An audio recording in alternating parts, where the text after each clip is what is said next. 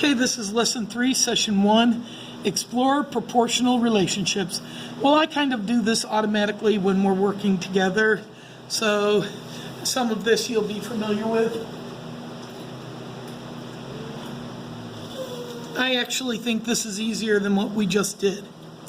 In 1 week, each cat at a shelter eats 7 cans of cat food. The ratio of cans of cat foods to cats is 7:1. So the number of cans of cat foods the shelter needs depends on the number of cats. How many cans are needed for different numbers of cats? Okay, this 1 week is not involved. That is not, this just means for 1 week. Okay? So the 1 week is not a number in here.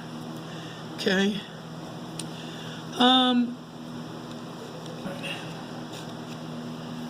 So they says, how many cans are needed for different number of cats? So if we have 1 cat, we need 7 cans. So 2 cats, well, each of the 1 cats would need 7, so 2 cats would need 14. And 3 cats would need 7 for each cat would be 21.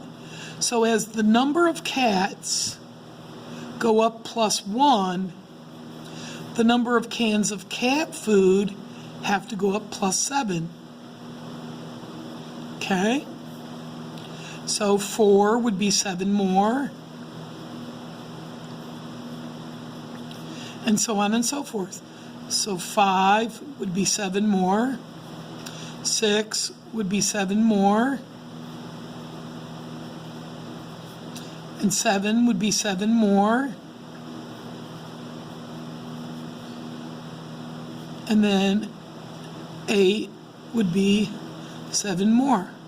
So each time it goes up 1, the number of cans of cat food would go up 7. So that means that this is the number of cats, and this is the number of cans of cat foods. So this would be the X value, and this is the Y value. Okay?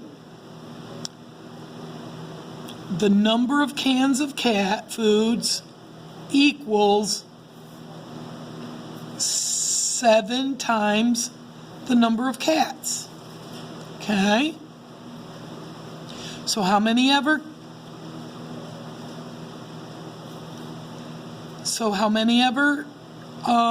I'm going to use food instead of C because that could mean cats as well. So food, the number of cans of food equals 7 the number of cats. Okay? All right. Now what happens if we subtract 1? Because this way you'd be subtracting. So what happens if you subtract 1 here? Right, it's 0. And what happens if you subtract 7 here? Right, it's 0. So that is an important thing. If you can get down to 0, 0, that's an important thing. It says, are all the ratios in the table equivalent? Explain. Well, you know that if you have fractions or ratios, you can cross multiply to see if they're equivalent. So that's one thing you could do. You could put 1 over 7 and see, does it equal 2 over 14?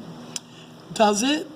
Well, when you have an equal sign between 2 fractions, you cross multiply.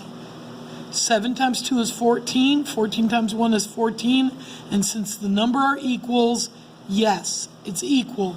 And if all of them are equal like that, then they are all equivalent fractions and equivalent ratios. But we know that they're equivalent because it goes down to 0, 0, and there is a consistent number that they go up each time for the top and the bottom. I would like to mention now, even though we're not doing it, that a graph like this would look like this. It would start at 0, 0, then it would go 1, 7, 2, 14, 3, 21, 4, 28. And so if you graphed it, it looked like that. And to see if a table is proportional, it goes to 0, 0, and all the equivalent ratios make a straight line. So that's also called proportional.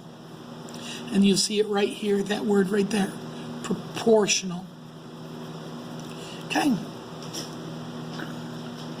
What is the unit rate for cans of cat food per 1 cat?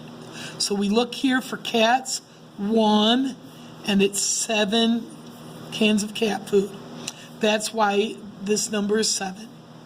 Suppose you know how many cats are at the shelter in any week. How can you find the number of cans of cat food X cats will eat?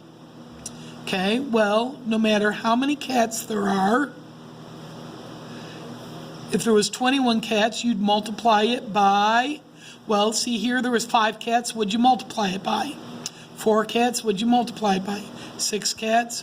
Right, you multiply it by 7.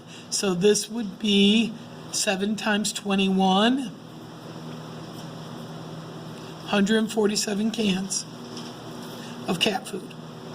All right. When a group of ratios are equivalent, it means there is a proportional relationship between the quantities. At the shelter, is there a proportional relationship between the number of cats and the number of cat foods? Well, I've already explained it, and the answer is yes. Okay? Okay, I hope you enjoyed that. Thank you.